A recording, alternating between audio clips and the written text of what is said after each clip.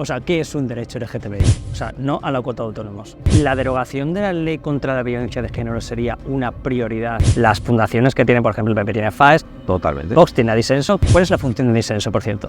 ¿Por qué en Extremadura Vox ha entrado en el gobierno con un 8% y en Baleares con un 14% se han quedado de fuera? Ángela Rodríguez Pam. Una pobrecilla, desgraciada.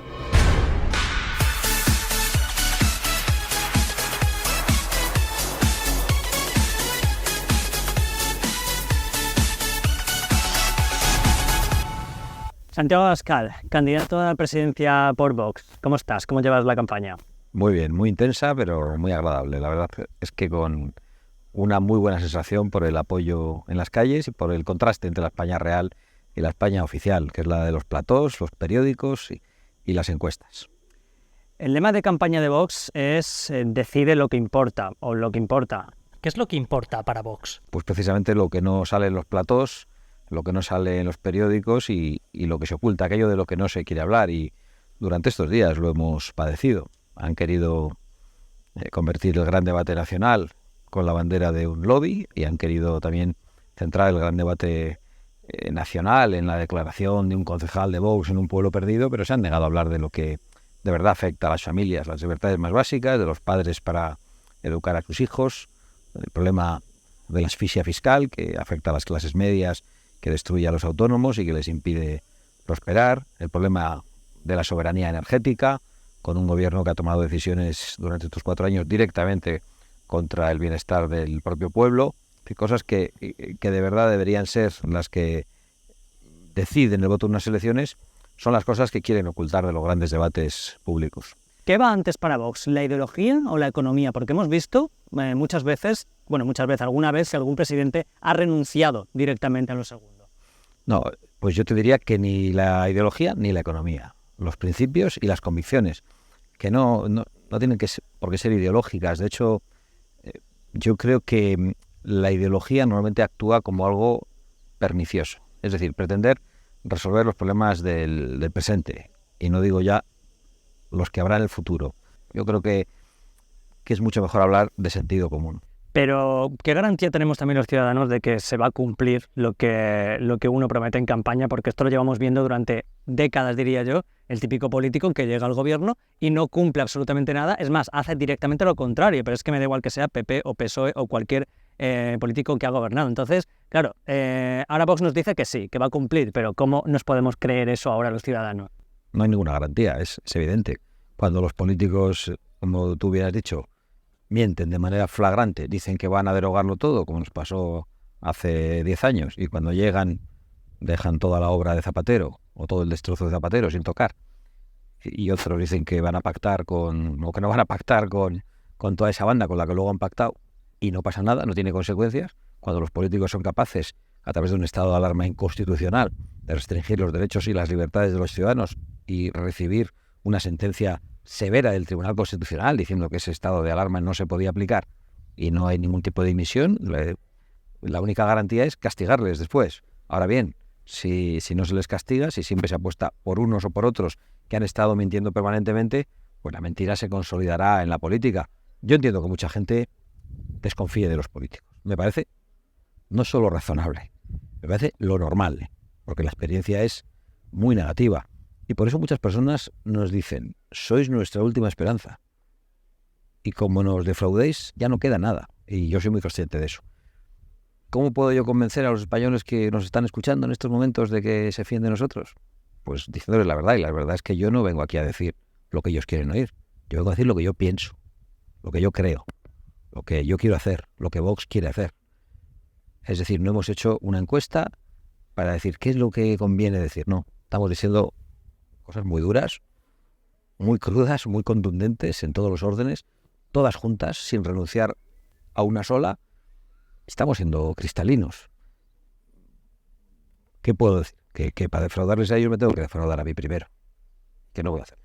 Lo decía porque hay algunas informaciones que salieron hace unos días, que me gustaría que me las desmintieras o no, como lo de Torrelodones, la subida de sueldo del ayuntamiento municipal que supuestamente de PP y Vox publicó El Mundo, ¿Qué hay de verdad en ese titular? Hablando de los ciudadanos que son defraudados por los políticos o no, pues igual algunos ciudadanos se han sentido decepcionados por lo que ocurrió en Torrelodones, que no sé si al final fue así como ocurrió. No, yo no lo conozco bien, pero me dieron unas explicaciones de que no era tal y como se estaba contando, y creo que el equipo municipal lo explicó. O sea, que debe haber alguna versión posterior a esa que llegó a las redes sociales. Si fuera como en las redes sociales había planteado, nos parecería muy mal, pero parece que no era tal y como estaba planteado. De todas formas, ustedes, o sea, vosotros, Vox, sabe que no vais a tener mayoría absoluta. Entonces, a la hora de negociar con un futuro gobierno, con algún partido, en este caso el Partido Popular, habría que negociar y renunciar a cosas. ¿Qué cosas habría que priorizar a la hora de una negociación? ¿Cuáles serían esas cosas que vosotros jamás renunciaríais a la hora de formar un gobierno? Yo creo que hay cosas esenciales. La unidad de España no puede seguir siendo degradada. Los separatistas no pueden seguir decidiendo sobre la vida política nacional. No se pueden tomar decisiones en ninguna región en contra de los derechos y las libertades de todos los españoles. Ahora hemos conseguido un cambio de rumbo histórico en materia lingüística en Baleares y en la Comunidad Valenciana. Me gustaría mucho que ese cambio histórico llegue también a Galicia, es decir, que haya una ley nacional de lenguas para cambiar eso. Y no podemos seguir aceptando no solo esas agendas separatistas a las que me refería, agendas globalistas que destruyen la capacidad de nuestros agricultores, de nuestros ganaderos para prosperar. No podemos seguir asumiendo ideologías nocivas, acientíficas, que sirven para hundir a las clases medias a través de leyes climáticas. Yo creo que esos son los grandes debates del presente y tienen mucho que ver con la soberanía de los españoles. De hecho, hay muchas cosas en las que no nos vamos a poner de acuerdo con el PP, pero hay fórmulas de desbloquear el desacuerdo. Y yo creo que es preguntando a los españoles. Nunca nos han preguntado por la política migratoria, si tenía que ser una política de fronteras abiertas y que aquí venga todo el mundo, porque según dicen hay que pagar las pensiones y de paso abaratan los salarios, o si tiene que haber una política ordenada en función de las necesidades de la economía nacional, para que se mantenga la seguridad en los barrios, para que no se den nada de los salarios de los españoles. Eso deberíamos decidir los españoles. El PP y Vox probablemente no puedan estar de acuerdo, no tengamos la misma opinión en política migratoria. Bueno, una opción es preguntarlo. Y lo mismo con la política energética. Y yo creo que, más allá de la fuerza que a nosotros nos den y en qué posición nos coloquen, cuando haya una dificultad, me parece que es una muy buena fórmula apelar al artículo de la Constitución que permite consultar a los ciudadanos y que los ciudadanos decidan. ¿La derogación de la ley contra la violencia de género sería una prioridad en nuestra futura negociación? ¿O va a volver a caer en saco roto como cayó con UPyD, que la propuso y se olvidó de ello? Ciudadanos también lo propuso en su momento y al final acabó volviéndose feminista. ¿Qué va a pasar con esta ley? ¿Por fin alguien se va a atrever a derogar esta ley perniciosa? Que bueno, te leo algunas de las consecuencias. Tribunales de excepción solo para hombres, penas más altas para varones por el mismo delito, millones en ayudas solo por el hecho de presentar denuncias, hombres encarcelados sin pruebas, protocolos que hacen que pases la noche en el calabozo solo por ser hombre. Eso es la ley contra la violencia de género. No me tienes que convencer. Nosotros, desde el minuto 1, atacamos las consecuencias de esa ley, no ya solo la cuestión terminológica del género, sino el hecho de que se terminase con la presunción de inocencia de los varones y el hecho de que los hombres tuviesen un tratamiento desigual ante una agresión. Y eso para nosotros es principal. De hecho, yo creo que en el Partido Popular ni lo saben. Creo que no conocen de verdad las consecuencias de esa ley. Y planteabas lo que había hecho tanto UPyD como Ciudadanos, como el Partido Popular de Casado. Todos empezaron diciendo esto mismo, que Vox sigue diciendo sobre las consecuencias de la ley de violencia de género, la proliferación de las denuncias falsas. Les llegó el ataque mediático y dejaron de decirlo muy pronto. El ataque mediático fue furibundo y lo está siendo para nosotros en esta campaña.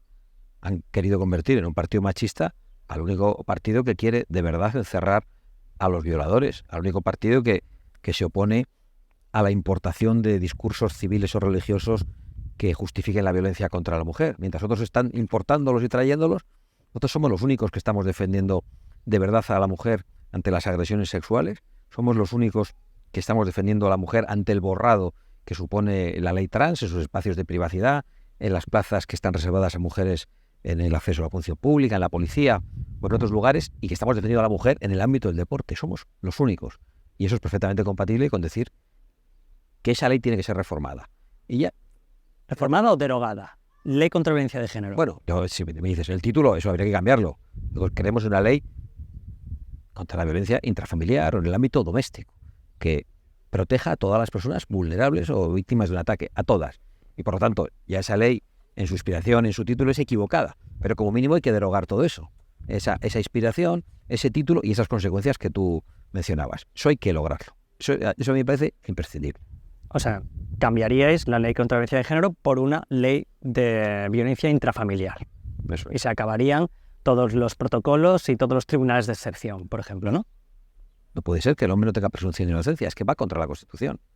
Pero ¿vosotros estáis preparados para lo que pasaría en este país si se deroga esa ley? Nosotros sí, el PP probablemente no. No solo estamos preparados, sino que además sabemos qué es lo que hay que hacer. Porque todos esos colectivos salen a las calles financiados por los españoles, a través de sus impuestos, con subvenciones.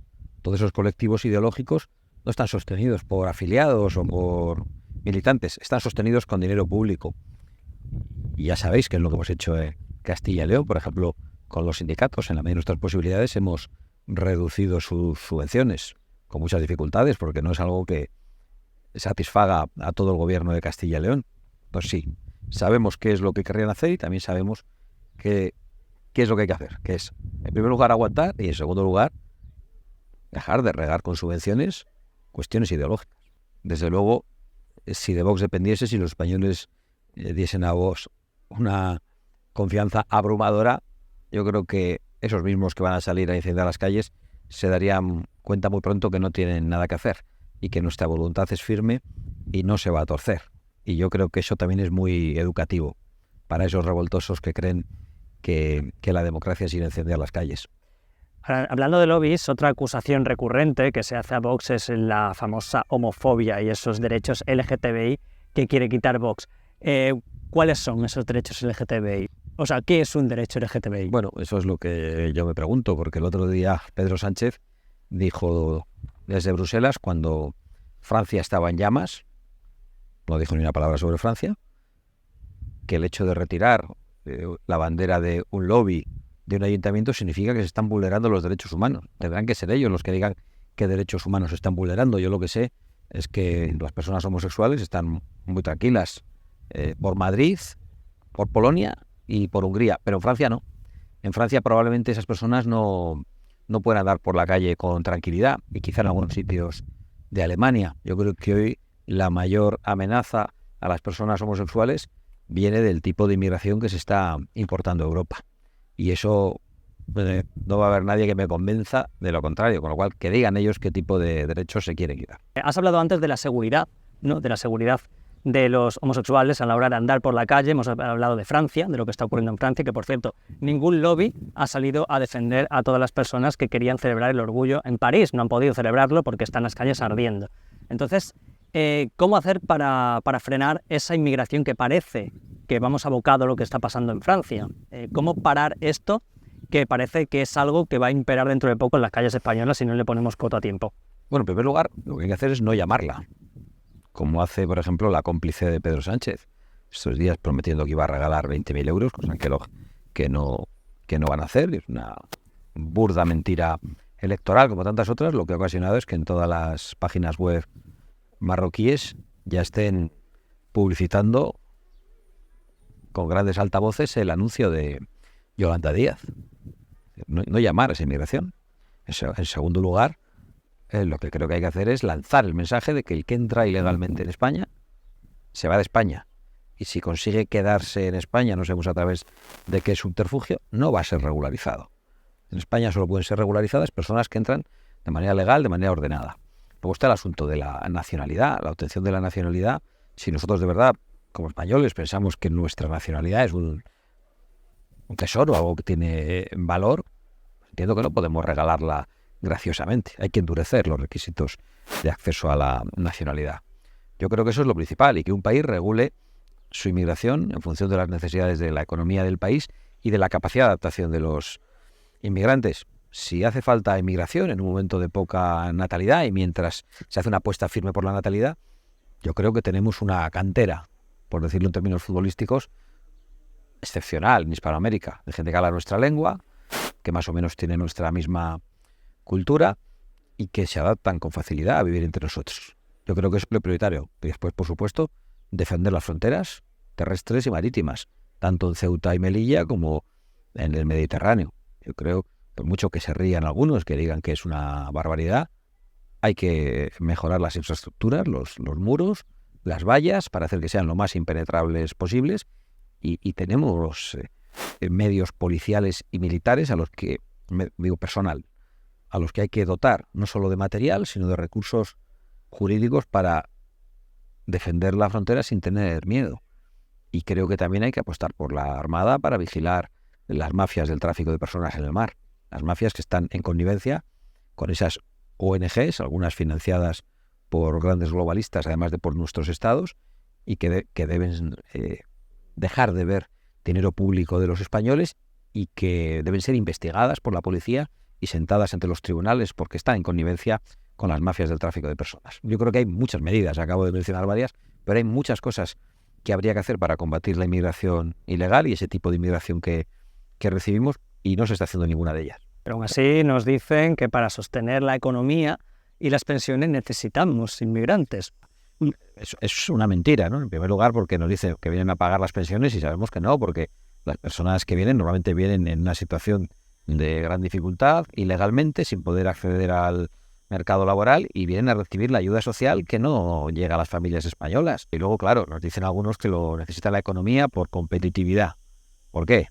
Porque quieren que vengan inmigrantes a aceptar los salarios que los españoles no aceptan. Salarios que a los españoles no les permiten ni acceder a una vivienda, ni formar una familia, ni nada. Y yo creo que eso es inaceptable. Lo que habrá que hacer es proteger nuestra economía, tomar las medidas para que nuestros agricultores, nuestros ganaderos, nuestros industriales puedan hacer que sus productos sean competitivos y no que padezcan la competencia desleal de países extracomunitarios, como ocurre ahora. Es decir, yo creo que es mejor proteger nuestra economía, proteger a nuestros productores, y eso servirá también para que finalmente se puedan pagar mejores salarios y no nos cuenten eso de que hay que traer gente para hacer el trabajo, ¿no? Hablando de economía y de salarios, el otro día Vox presentó su programa económico con todas las medidas y todas las propuestas, y bueno, creo que a todo el mundo le llama la atención la enorme rebaja impositiva, sobre todo en el IRPF. Creo que son un tipo único del 15% para rentas inferiores a 70.000 euros, los 22.000 primeros euros exentos, y luego un 25% para rentas superiores. Claro, a partir de ahí han surgido muchas voces de que dicen que eso es inviable económicamente. ¿De dónde hay que recortar para poder hacer eso viable? Porque es cierto que no puedes hacer eso si no llevas a cabo un recorte masivo en los gastos. ¿De dónde se puede recortar? ¿Qué es lo que hemos dicho en nuestro programa? En nuestro programa hemos planteado la transformación del Estado autonómico en un Estado unitario. Sabemos que eso es una reforma excepcional de rango constitucional, pero mientras tanto se pueden recuperar competencias que se han delegado en las autonomías, pero que no son exclusivas de las autonomías, y no hace falta una reforma constitucional para recuperar esas competencias. Por lo tanto, la idea es perfectamente coherente. ¿Por qué? Porque las autonomías están detrás del aumento del gasto público, del gasto político, del gasto ideológico y de la deuda pública. Y a nosotros nos parece que, por eso también decimos que esa rebaja fiscal habrá que hacerla de manera progresiva, igual que la reforma del Estado, igual que la reestructuración del gasto político en todos los órdenes. Y luego hay algo importantísimo, es que se emplea dinero público en dinamita. Dinero público para destruir la economía. Es decir, para aplicar agendas globalistas a las que se riega brutalmente con dinero que muchas veces es para la propaganda, para volar centrales, para volar presas. Si todo ese dinero directamente se emplease en promover la economía real y en rebajas fiscales, pues ¿cómo estaría España? Yo creo que ese es el gran cambio de paradigma que está en nuestro programa. El 30 de marzo del 2023 se aprobó la reforma de las pensiones del gobierno de Pedro Sánchez, y salió adelante también con la abstención de Vox. ¿Por qué Vox estuvo en esta reforma que es claramente perniciosa para los autónomos porque se hace a costa de los autónomos? Les sube la pensión a nuestros mayores, pero a costa de subirnos los impuestos a los autónomos. ¿Por qué Vox estuvo en esta reforma de las pensiones? No, pues no estuvo. Vos a veces se has tenido cuando ha visto que su voto no sirve para tumbar algo, porque el discurso de la izquierda es muy dañino, como tú sabes. El discurso de la izquierda inmediatamente, si te opones a alguna cosa, dicen usted quiere acabar con las pensiones de los mayores. Usted quiere hacer... Bueno, y no, nuestro voto no era útil en ese momento, pero nuestro planteamiento es que muy claro. Ahora se habla de los sistemas de pensiones. Yo creo que es insostenible, lo dijo Iván Espinosa de los Monteros el otro día. pero la clave es, más allá de hablar del sistema de pensiones necesario para España, para que el sistema sea sostenible en sí mismo, bueno, mientras no sea posible eso, ¿por qué no nos planteamos otra cosa? ¿Por qué siempre tienen que sufrir los pensionistas, los mayores, los que han levantado este país? ¿Por qué no quitamos la industria política? Porque reformar las pensiones es muy difícil. Reformar el Estado de las autonomías también es muy difícil. ¿Por qué no nos ahorramos eso? Siempre es el estado de bienestar de la gente el que se toca. El estado de bienestar de los políticos no se toca nunca. Nosotros pensamos que si hace falta dinero para pagar las pensiones, habrá que sacarlo ahorrando de donde sea necesario. Bueno, también sufrimos los autónomos, los pensionistas también, evidentemente hay que cuidarlos porque nuestros mayores hay que cuidarlos y también sufrimos... No es incompatible. Por eso te digo, no es incompatible. Los autónomos sufrimos porque siempre somos los más perjudicados en cualquier reforma. ¿Vos considera que es injusta esa cuota por trabajar que tienen puesta los autónomos, que llegan en algunos casos hasta 500 euros por trabajar, va de 280 incluso a 600 euros? Que hay gente que está pagando 300 euros e ingresando 700. Me preguntas si pensamos que es injusta. Le he dicho al presidente del gobierno, a la cara, en el Parlamento, que es un robo. O sea, pienso que es cualquier cuota, además. Pienso que es un robo legitimado por el Estado. Yo creo que deberían cobrar en función de los ingresos. Bueno, cualquier impuesto es un robo, si no se llamaría voluntarios, no impuestos. Entonces, la cuota autónomo, vosotros, en principio, propondríais suprimirla. Cualquier tipo de impuesto por existir es una doble justicia. Y el impuesto a ti te parece injusto, ¿no? Bueno, pero hay que sostener los gastos públicos y los impuestos hacen falta. Pero un impuesto solo por existir, solo por levantar la persiana, es un impuesto evidentemente injusto. Entonces tiene que haber impuestos en función de los ingresos. O sea, no a la cuota de autónomos. Sí. ¿Qué ministerios y chiringuitos quitaría Vox, nada más llegar? O sea, ¿cuáles le parece el primero o los primeros que les parece totalmente prescindibles en España? Déjame que te diga uno, porque es que no tengo que venirte con una lista. El Ministerio de Igualdad debería ser inmediatamente cerrado. No que asuma las competencias, presidencia, como dice Feijóo, no. Debería ser cerrado. La igualdad es una exigencia en la Constitución y tiene que atravesar todas las políticas. Tiene que haber igualdad, claro, entre el hombre y la mujer. Pero no hace falta un ministerio para colocar a unas psicópatas que se han dedicado a soltar violadores.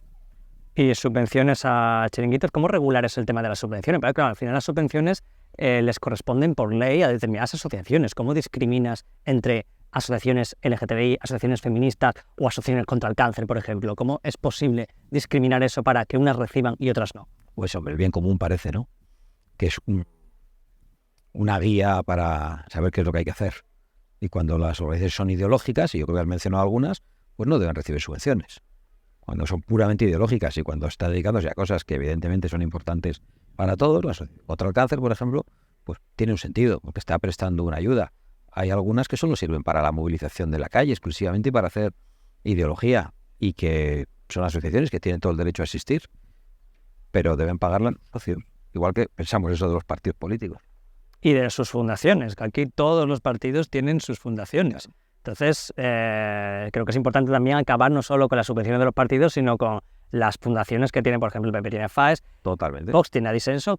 ¿Cuál es la función de Disenso, por cierto? Bueno, la función de Disenso es importantísima en Vox.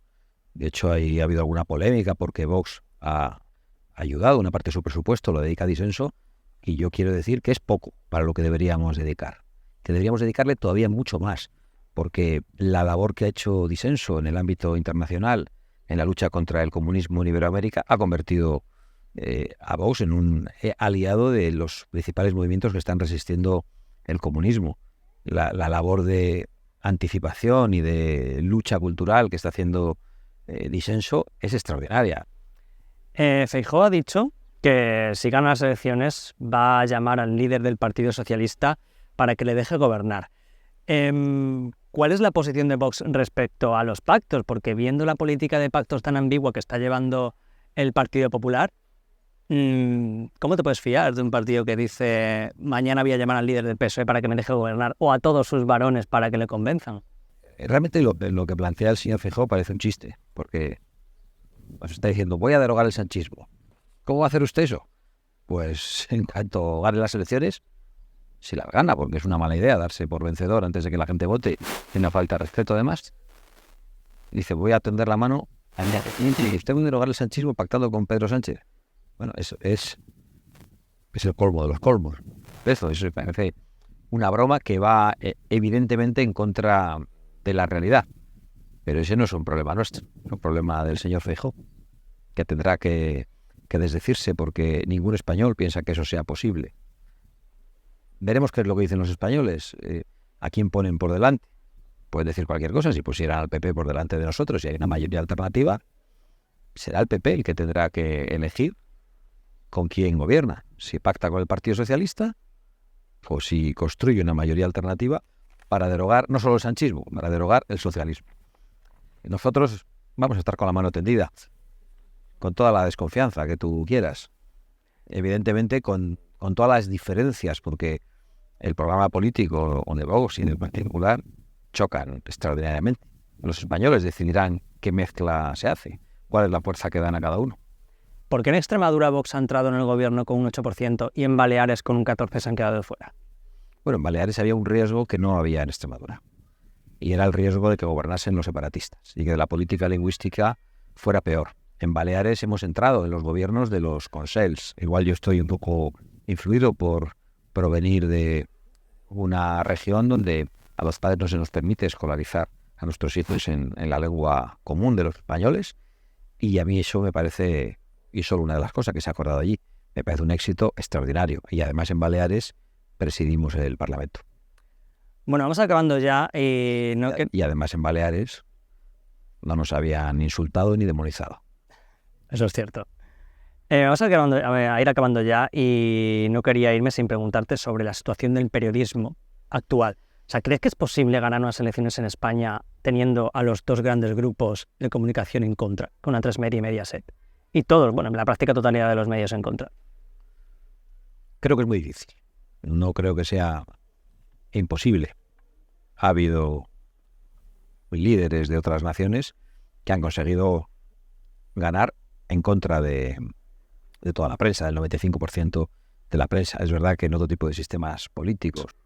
Estoy convencido de que estas cosas de las que hemos hablado, del modo en el que hay que defender el campo, la ganadería y la industria frente a la Agenda 2030, la defensa de la soberanía, la defensa de unas fronteras seguras, de una inmigración ordenada, la defensa de la unidad de la patria frente a los separatistas, la defensa de unos impuestos justos y no confiscatorios.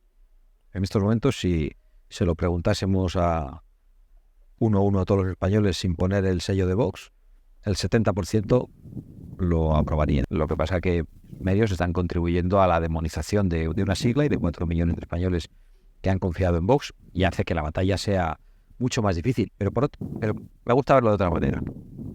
¿Cómo es posible que con todo lo que se dice en la prensa de nosotros, todavía los mítines de Vox estén atestados de gente y haya millones de personas que vayan a votar? Millones de personas a las que todos los días le llega información negativa y manipulada sobre Vox. Me parece un motivo de gran esperanza.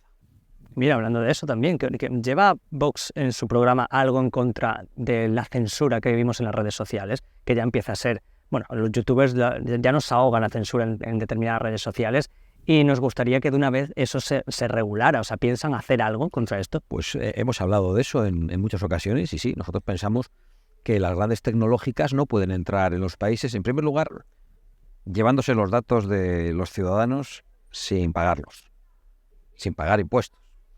En segundo lugar, pasando por encima de tribunales, de soberanías nacionales, de constituciones, de legislaciones nacionales, que ya regulan el ejercicio de nuestros derechos y que señalan claramente cuál es nuestra libertad de expresión y qué límites tiene. No es normal que haya grandes tecnológicas que operen en nuestro país, que rebaten los datos de los ciudadanos sin pagar absolutamente nada, que además no paguen impuestos y que además se permitan hacer unas normas que se utilicen a nuestra legislación, amordazando siempre a los mismos. Eso, evidentemente, necesita una gran reforma. Yo creo que España debe defender a sus ciudadanos en una de estas lógicas que han impuesto la dictadura de la corrupción política. Y bueno, ya acabando, un clásico de mi canal, yo te voy a decir unos personajes públicos y tú me los tienes que definir con una palabra. O una palabra. Bueno, con una, pero me tienes, o con tres. no, me tienes que dar unos segundos. Vale. Zapatero. Y es que iba a decir una cosa, pero... falta de profundidad. Ha sido muy tibio. El ministro Bolaños, que por cierto os calificó de el partido del maltratador. Un soso como no he visto uno en mi vida. Ángela Rodríguez Pam, que ya dijo que... ¿Cómo era la frase esa de ojalá la madre de Abascal? Ángela Rodríguez Pam. Una pobrecilla, desgraciada. Macron. Tirano. Yo le defino muchas veces así también. Donald Trump. Audaz. Y Pedro Sánchez. La mentira. Muchas gracias, Santiago Abascal, por haber estado aquí conmigo en mi canal y mucha suerte en la campaña. Muchas gracias a ti.